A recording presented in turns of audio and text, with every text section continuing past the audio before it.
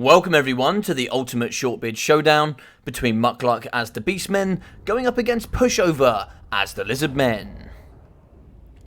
So for the Lizardmen here on the left flank, we are going to have some nice missile cavalry with the double Stegadon riders, very fastly in the sky at 90 speed, poison as well, making them very good here across the battlefield. Really hard to deal with here as the Beastmen. They only have Ungor raiders as well as the throwing axes here from the Centaurs, so only 2 units here that can be brought to deal with these flying terrors. 4 units of the Saurus warriors in the front here, very tanky there with those shields, and they're going to be backed up by the double Chungus. Starting here with the thunderous one, the ancient Stegadon with the Judgment of Umak. Amazing artillery abilities coming down that can really delete all levels of infantry. So we are going to have a student here of Oxyotl, the Skink Chief, 82 ammunition in the back pocket. This boy can certainly blow dart his way out of any problems. Here with Slippery, Cold-Blooded, and 417 poison missile strength. Here for the bad boy in the middle, we are going to have the Master Chungus with Lord Mazdamundi, with the Ruination of Cities, Banishment, Shield of the Old Ones, Apotheosis, and Curse of the Midnight Wind. Here also with Cold-Blooded, Sunburst Standard of Exotl, and the Greater Arcane Conduit as the abilities. So the biggest, the baddest, and the best of the doggos in the land, we are going to have the Umbral Tide, probably one of my favourite units in the game here. They are going to be having Perfect Vigour, Stalk, Anti-Large Fire Damage, as well as AP in melee combat. These boys certainly bring everything to the battlefield. In the back, another great unit here is going to be the Cohort of Sotek. Poison, AP damage as well as Refuse to Die, as well as Frenzy, and at that Unbreakable status. Here with Refuse to Die and Healing, these units could be far much more tanky than they perceive. So for the Beastmen here on the left flank, we are going to see the triple Tuskor Chariots, one of them here being the Bray Shaman. So Wild Magic here today for him with Traitorkin and the Jagged Dagger. A very good ability that regens there in melee combat, but gives a huge bonus to all that magic.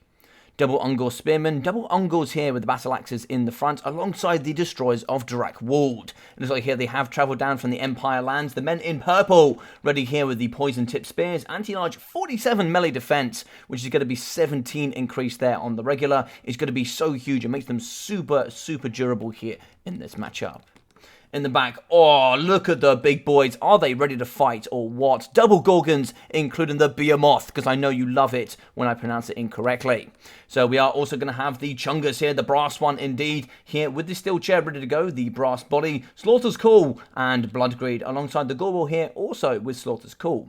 Now this is a 40 meter radius, so having one with it is probably best. I don't think you need 2 here. You can certainly save yourself about 200 gold. So one nice thing here, you do see the Ghorgons, they actually come with a regen ability, which is going to be Strength from Flesh. That's only popped when engaged in melee. So a nice way to circumvent that is actually to shoot them. So that's actually not engaging them in melee, so they actually can't regenerate. So nice ways to get here with the Stegadon Riders. Also move in here with the Umbral Tide and bring these down with no level of healing. Now we've got to be careful, these 4 here are an absolute doom blob, and if you get a 1v1 here against Mazda or the Thunderous one, it could be seriously bad news. So Curse of the Midnight Wind is going to reduce the Tuskor Chariots, no AP missiles for the Umbral Tide, but certainly with 30 less armor, we can do some great work. In the back here, oh, nice stuff, Overcast Traitorkin, and one thing I can notice already, if we look here at the army, no range coming in for the Beastmen. That is an absolute huge misplay. We can see here the Terrans could come in the sky and do some terror, but we can see the Traitorkin going down is going to reduce them by only 1 model so far, but that's a good chunk of damage. In the middle here, inside Mazda is going to be getting poked, but not by 1, but 2, 3, 4 single entities, smashing straight into the dome. All of them armor-piercing, and some of them here being anti-large. Banishment in the back is going to be ripping apart up against the infantry. That is going to get a nice Terrify there. Ooh, and we are going to get a Ruination of Cities. Now, where's this bad boy going to go? No, it ripped through the Saurus. That is so unfortunate. Sadly, here the Ruination of Cities is 3 lines that could go absolutely anywhere, and it seems here it ripped apart the Saurus warriors. So it looks like the student there of the Master is going to be poking into the middle. It certainly wants to shoot here up against the Ghorgons, only 50 armor. But you see the Master Chungus is in the back getting smashed there by 1, 2, 3, 4 of them coming in with the big axes. Looks like here the Umbral Tide are going to be running away. We do need somebody to come in. Looks like the Cohort Sotek is going to be the chosen ones. They're going to be moving in. Refuse to Die should hopefully be popped here so we can fight up against the big brass Chungus. On the right, most of the infantry is going to be losing. Wavering here, look at that lightning ability. The Judgment of Umak is so fun on the Thunderous one. Also, the machine gun fire here pouring in up against the Bloodbrute Behemoth. And here in the back, we can see Mazdamundi at 4,500 health. He is getting abused here. We can see the Ghorgon just smashing open Saurus Roars there with that ginormous battle axe. Getting ready. Look at those combat rolls. What an absolute man here in the middle. So we are going to be charging off the Bray Shaman and some Tuskles. Lovely damage there from the Thunderous one. Going to be ripping up our whole model there.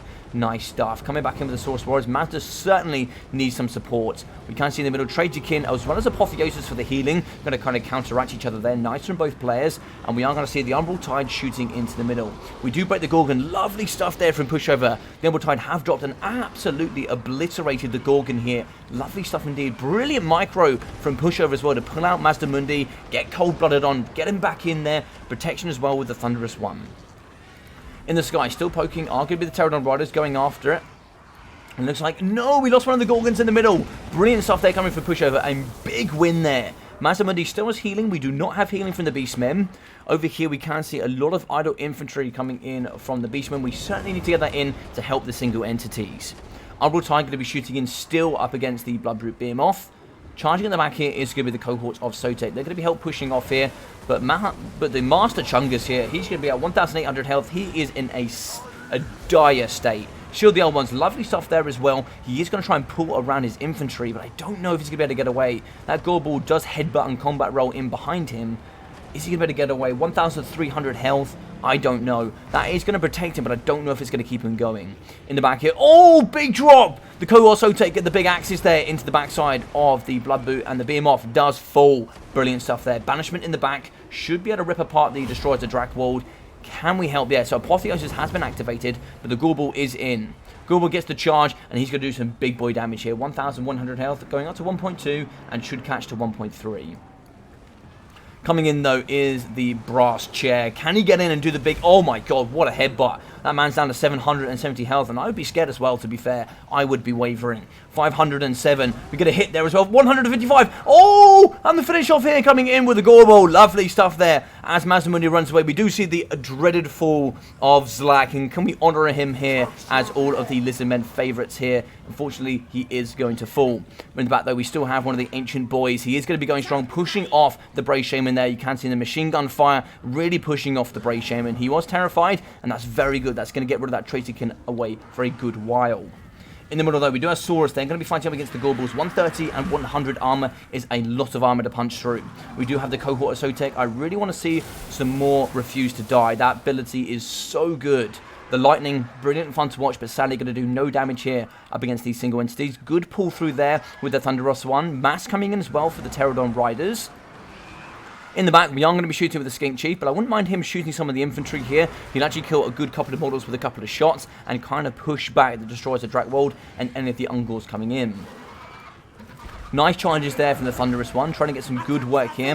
Torok is using Brass Body, so I would certainly focus down here with the Ghorgon. That is a time-activated ability that also has to fight in combat to get back. So I would just ignore Torox for now and just take down this Ghorgon, and that's going to be a lot of AP here off the battlefield. Oh, lovely charge there, straight through the lines of the Ungor Spearmen, and that's really going to delete and terrify a lot of the infantry.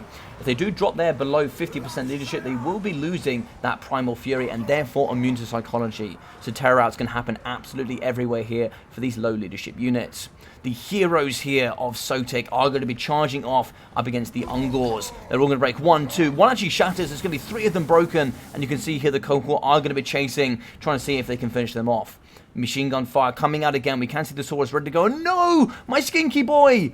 The student is going to be getting butchered here. Absolutely paddled by both of these battle axes. Really taking him apart. He's going to be down to a very low HP. Just kind of getting pushed over, which is also kind of lucky, which means he's not going to take too much damage. But in comes the Steggy. He's like, don't you dare bully my friend, as he comes in there trying to headbutt. But he does get a big axe there to the face, and that's certainly going to hurt.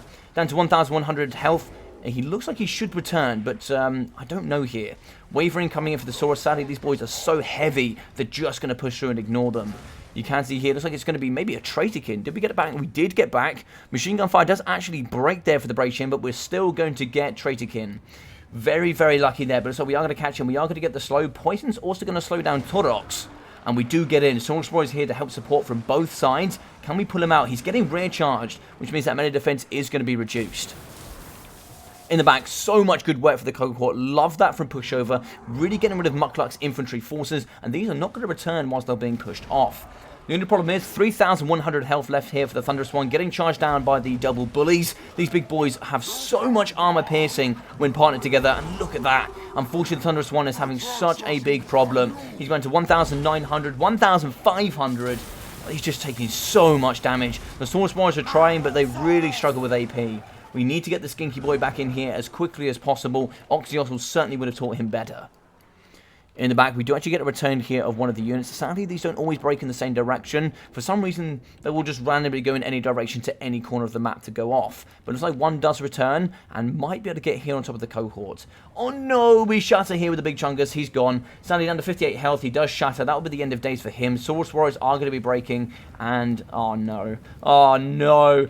Run! Run! He's going to get chased here. Can the Gorball get him, though? Oh, my God. With the Hudbutt and the Yeet. Source Warriors are coming in to help, but I think it might be just a little bit too late here. It looks like he's going to be getting absolutely butchered. Oh, my God. A huge hit coming in. 290 health there. He is going to be having slippery 58 speed, but I think we have 64 there for Torox. Torox is absolutely a sprint athlete. He's going to be coming after here. Trying to see if we can chomp him down to size. He is going to come. Is he going to catch him, though, is the question. Let's have a look. Oh, my boy. No. Oh, my God. Oh, my God. He boots him to death. No, the Skinky Boy dies. That is so sad. But we are going to see 1, 2, 3, 4 units of Saurus trying to see if they can come back and get vengeance here up against the double bulls. Looks like here, unfortunately, these two are going to be a little bit split apart. Wouldn't mind seeing the Saurus Warriors go away so we get a good collapse. But it's like here, a combat roll through the front. That attack animation is so disgusting to deal with. They have such big mass, and you just cannot stop it. It is honestly terrifying to deal with these abilities. In the back there, looks like we do chase off at least one unit. Cohort now will need to fight up against the Ungors. 2 units are going to be left. You can see here the double bulls just going absolutely ham here in the middle. That's 1, 2, 3 are going to be broken. 1 actually shattered. But here it is going to be 1 left. Is this going to be army losses? It might well be here. It is going to be a cycle charge through the middle. Is it going to be a break is the question. They are trying so hard here, these Saurus Warriors. They are winded. They could hold. 7 leadership is going to be here. A big splash punch there to a lot of the boys. It looks like it's going to be 49 Molos. That's going to be a rampage. And unfortunately, that is going to be a break. And I think army losses. That's going to be army losses. GG's and well played. It looks like here in the back, though, just 1 unit left. The Unbreakable Cohort. Can they bring it back here for the boys? I'm really, really not too sure. Ungor Spears and Ungors in behind there for the battle axes, and we get the beautiful charge in and a big smash here of axes and spears and shields, you name it, they're in, they're activated, they're fighting. We have 15 models going up against 62, and I think sadly that is going to be the end of days there for my little skinkies. 2 models, and that's a GG's well played here to Mukluck and the Beastmen. What a fantastically fun game here between both of these amazing Shortbeard players. Really brand new here coming in from Pushover. What a build, I believe, and you might want to quote me here. I think this is a Ducky build. I've definitely cast this build before. I've definitely seen this in and around the community, but I think this has Quack written all over it. But what we can see here, Mukluck really well played. Torox and the Gorbal keeping them super tight there with the Behemoth and the Ghorgon. He's played in at least 3 seasons of the Shortbeard League, and he's just come leaps and bounds. Next season, he's going to be in the top league, and I couldn't be more proud of how far he's come here in the community. But 140 kills, 1,400 for Mazda Mundi, as well as 230 there for the Skink Chief. I think the way it's going now, I think the Skink Chief sadly doesn't really have a place in this matchup. If you maybe changed him out and maybe put in a Saurus Scar Veteran to help Mazda, I wouldn't be too sad about that. Maybe two foot Saurus Scar Veterans, and I think you need a little bit more AP here as well. Maybe just some more Red Crested Skinks. Not too sure. It's quite a hard matchup, but the Pterodons certainly really nice picks there with the Umbral Tide. 750, 330, 580, and 500 for 133 kills. Brilliant work there from the Saurus. And what's here? 830 as well for the Cohort. Didn't see Refuse to Die that much, so maybe that's something that Pushover could work on. But these boys with a bit of Apotheosis and Refuse to Die, you can certainly keep that model count really nice and high. 1,100, 950 for the Pterodons. Nice poke and stroke there coming up against the double Gorgons. And let's have a look. 2,600 damage value for the Umbral Tide. This is why they are the best and the baddest doggos in the land. Look at that. Oh, my boys came in strong. 13,650 damage dealt. 91 kills, 2,650 as well. I think the ancient Stegadon, the Thunderous one, is absolutely slept on, in my opinion. This thing is just a terror on the battlefield. An absolute animal indeed. You have him with a little bit of healing, and this guy is disgusting. But what a performance here. Really well played to Pushover. He's brand new here, and this was an absolute game. And GG's Mukluck, 70 kills, 2,400, 1,670 for the Brave Shaman. A great awareness there to shut down the Pterodons with some nice Traitorkins. We're also going to have 2,300 for the Gorball. So what's that? That is going to be 4,700 coming from these two. Amazing stuff. 130, 220, as well as 115 and 150, and 140 there for the Destroyers of Drakwold. The only issue with the Destroyers of Drakwold, if it's outside of melee combat, like whether it's say it's magic, or you're also going to come in here with some missiles, they're no different to Ungol Spearmen, so they can fall just the same. But here in melee combat, they certainly will hold better with extra melee defense, well, quite a lot of extra melee defense, over 50%, and poison can really help as well. But 780 and 1,050 from the Tuskals, lovely work there. Very hard to get on top of Chariots here as a new player. 950 and 1,013 from the double Ghorgons. The Behemoth coming in strong as well, but great shutdown there with the Umbral Tide and the double Pterodons. What a fantastic game here between both these shortbeards. I hope you really enjoyed this. If you did, please smash that like button. It would really help here on the channel. Drop a comment down below. I'd love to know all your thoughts and opinions, and most importantly, do feel free to subscribe. It really does help here on the channel. Of course, we have Warhammer 3 coming, a whole bunch of releases, so the more you support me, the more I can support you with more and more content.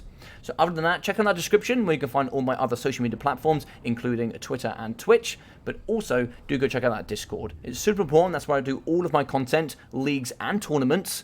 And then also there, you can leave replays for casting, just like this video here in the replays for casting section, so we can hopefully see you here on the channel in the future. Other than that, I've been your boy Logic. Take care of yourselves, and I'll see you all very, very soon.